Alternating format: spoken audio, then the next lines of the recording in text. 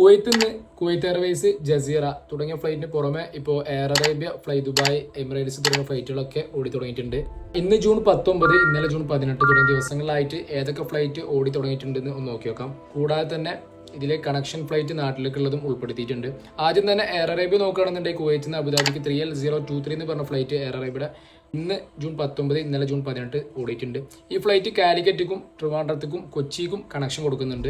Air അറേബ്യയുടെ തന്നെ G9-122 പറഞ്ഞ ഫ്ലൈറ്റ് കുവൈത്തിൽ നിന്ന് ഷാർജയ്ക്കുള്ള ഫ്ലൈറ്റ് ആണ്. ഈ ഫ്ലൈറ്റ് ഇന്ന് ജൂൺ 19, ഇന്നലെ ജൂൺ 18 ഓടിയിട്ടുണ്ട്. ഈ ഫ്ലൈറ്റ് പറഞ്ഞ മാതിരി കാലിക്കറ്റിക്കും കൊച്ചിക്കും ട്രിവാൻഡ്രത്തേക്കും കണക്ഷൻ കൊടുക്കുന്നുണ്ട്.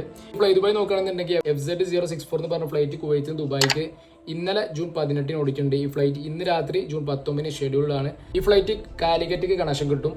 പിന്നെ കുവൈത്തിൽ നിന്നുള്ള എമിറേറ്റ്സിന്റെ ഡീറ്റെയിൽസ് നോക്കുകയാണെന്നുണ്ടെങ്കിൽ ഇന്നലെ ജൂൺ 18, ഇന്നലെ ജൂൺ 19 തുടങ്ങിയ ദിവസങ്ങളായിട്ട് കുവൈത്തിൽ നിന്ന് ദുബായിക്ക് എമിറേറ്റ്സ് ഓടി തുടങ്ങിയിട്ടുണ്ട്.